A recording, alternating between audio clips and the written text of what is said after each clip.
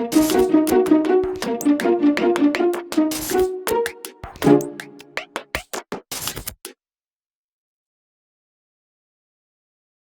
sto? Come sto? Come sto? Come sto? Come sto? Come sto?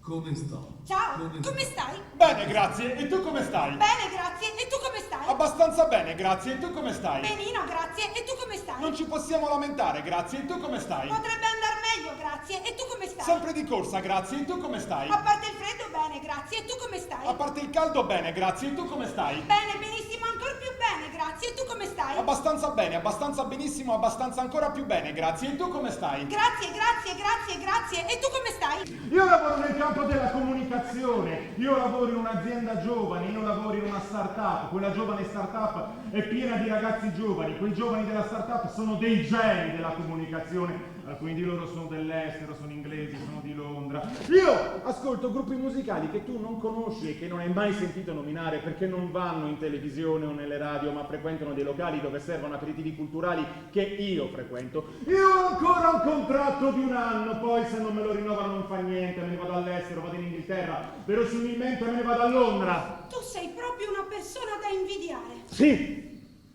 E la cosa più bella sai qual è? Quale? Che avrò successo.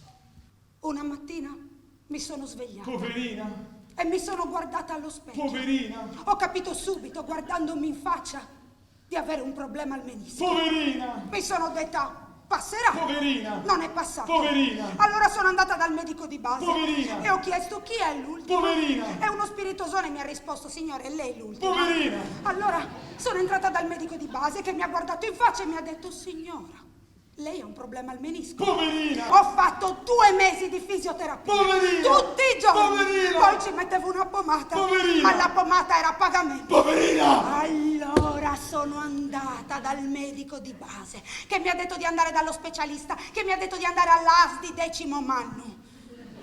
Ho preso il 9. Sono andata all'AS di 10° anno, mi hanno dato un foglio agli uffici del piano terra che però ho potuto timbrare solo agli uffici dell'ultimo piano. Con quello stesso foglio sono andata agli uffici di Cagliari, ho preso il numero, ho fatto la fila, ho aspettato, sono entrata e sai che cosa mi hanno detto? Passo dopo passo vi incamminate, subito vi gettate sulle more, il pasto di more del rovo di more del varco non è parco. Passo, non provo sapore nelle more del passo. Quando ecco il sorpasso sul sasso meno basso del varco, io appaio. E cosa ci fai sul sasso meno basso del passo? Vi stavo aspettando.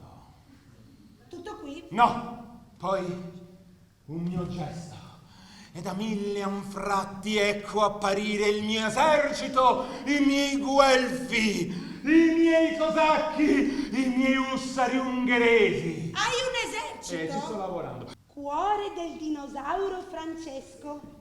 Sei felice? Cosa ha risposto? Non ha risposto. Fegato del dinosauro Francesco. Sei arrabbiato? Cosa ha risposto? Non ha risposto. Milza del dinosauro Francesco. Sei spaventato? Spaventata da cosa? Dalla morte. Il cuore di Renata batte all'impazzata. Gianmaria, un brivido lungo la schiena. Da quel momento Niente. sarà più Come prima. il primo appuntamento. Il primo bacio. La prima notte insieme. A casa di lei. Come stai, Gianmaria? Gianmaria adesso è felice.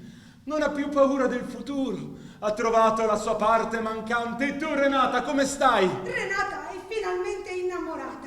Ha trovato la sua anima gemella. Da quel momento stanno sempre insieme. Parlano, si raccontano per ore. Hanno fatto un viaggio. Sono andati a Sardara. Quando ordinano la pizza, lei gliene lascia sempre uno spicchio in più. Quando vanno a giocare a bowling, fanno sempre squadra insieme. Sono innamorati. La vita finalmente gli sorride. Ciao! Ciao! Ciao, Renata! Ciao Gianmaria! Che bello amore! Che bella la felicità! Chi è felice è felice! Chi è innamorato è innamorato! Gianmaria! Tu sei un pupazzetto di carta.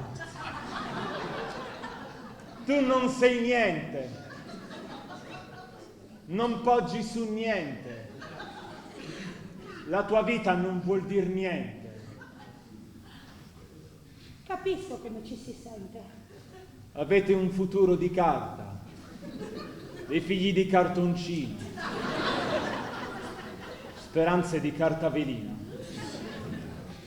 Loro volano perché non hanno peso. La vita è bellissima! E tu? Come stai? Tu come stai? Tu come stai? Tu come stai? Tu come stai? Tu come stai? Tu come stai? Tu come stai? Tu come stai? Tu come stai? Tu come stai? Tu come stai? Tu come stai? Tu come stai? Tu come stai? Tu come stai? Tu come stai? Tu come stai?